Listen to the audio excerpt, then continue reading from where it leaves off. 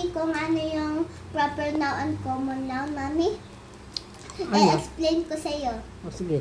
Ang proper noun ay tiyak o sigurong pangalan.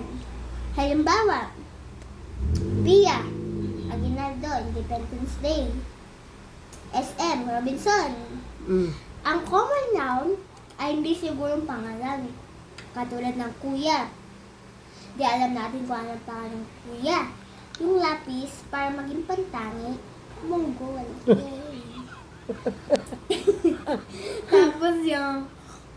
Tapos bata. Di alam natin kung ano ang pangalan ng bata o ano. Eddie. Ang pangalan Ay, ano yung bata? ang bata. Common noun o proper noun?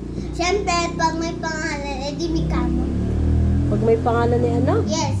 Anong tawag doon? Pag may pangalan, pag walang pangalan ng bata, bata lang. Ano yun? Yeah, common noun. Tapos, Common noun.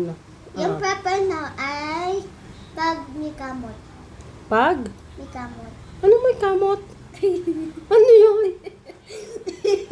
Ano ga? Proper noun yun. Pag- Pangalan yun, pero hindi naman yun totoo.